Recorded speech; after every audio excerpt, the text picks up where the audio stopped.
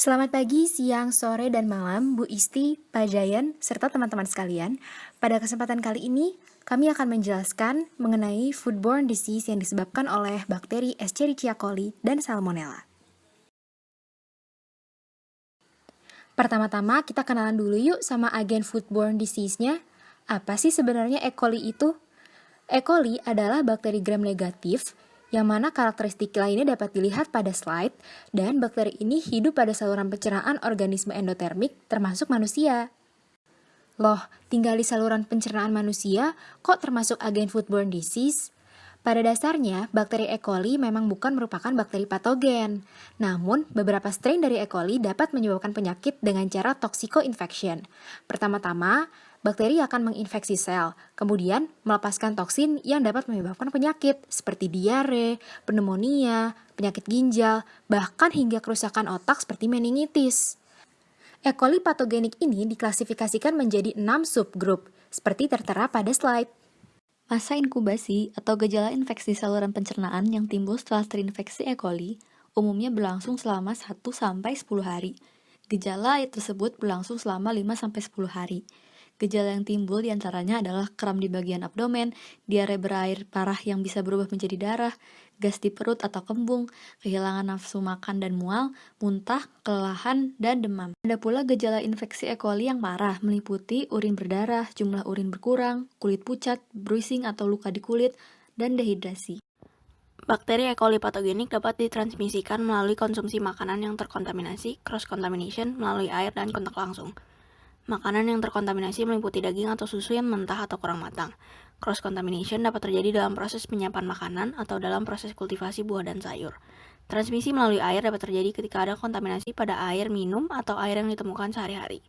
Serta transmisi melalui kontak langsung dapat terjadi melalui oral fecal transmission dari satu orang yang terinfeksi ke orang lain atau kontak langsung dengan hewan ternak.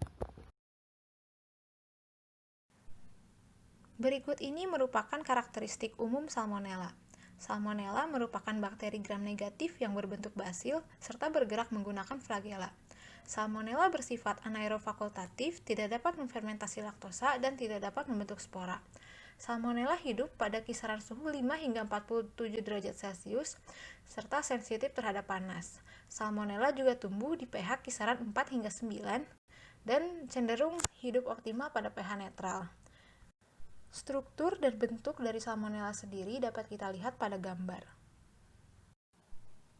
Salmonella memiliki 3 antigen utama. Yang pertama adalah antigen H yang terletak pada flagella, yang kedua adalah antigen O yang berada di permukaan membran luar, lalu yang ketiga adalah antigen V yang melapisi antigen O. Antigen tersebut hanya ada dalam beberapa serovar. Jadi, jenis disease Salmonella atau penyakit yang disebabkan oleh Salmonella itu sebenarnya ada beragam, teman-teman. Umumnya, penyakit yang disebabkan oleh bakteri Salmonella itu biasa disebut dengan Salmonellosis, derivatif dari kata Salmonella dan sis yang berarti penyakit yang disebabkan oleh bakteri Salmonella itu sendiri.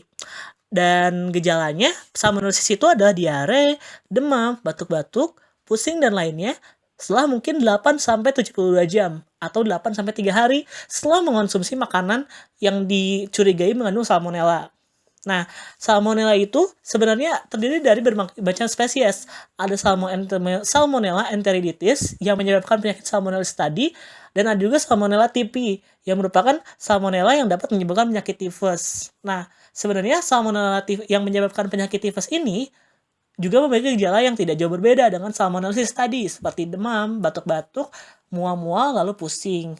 Sebenarnya tifus ini juga disebabkan oleh intoksikasi makanan ke dalam saluran pencernaan dan juga pembuluh darah. Masa inkubasi Salmonella berlangsung selama beberapa jam sampai 2 hari. Gejala ini diklasifikasikan sebagai flu perut atau gastroenteritis. Umumnya berlangsung selama 2-7 hari. Khusus diare dapat berlangsung sampai 10 hari. Gejalanya meliputi mual, muntah, kram di bagian abdomen, diare, demam, panas dingin, sakit kepala, dan feses berdarah. Dimungkinkan perlu beberapa bulan sampai usus kembali dalam kondisi normal. Dan ada proses transmisi atau disease transmission dari Salmonella. Sebenarnya, Salmonella ini memiliki proses transmisi yang tidak berbeda jauh dengan E. coli, yakni berasal dari makanan yang terkontaminasi, lalu ada kontaminasi yang disebabkan oleh kurangnya persiapan dalam makanan, pembersihan dan lain-lain. Lalu juga ada yang disebabkan oleh kontak langsung.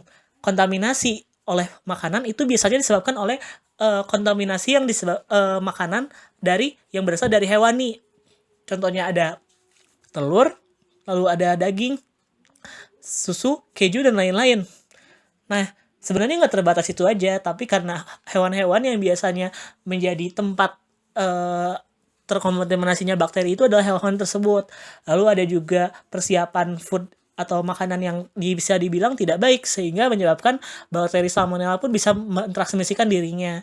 Lalu juga ada kontak langsung yang disebabkan oleh orang ke orang lewat metode oral atau facial transmission. Dan juga ada mungkin kontak langsung dengan animals seperti binatang peliharaan ataupun farm animals, atau biasa disebut dengan binatang ternak. Begitu.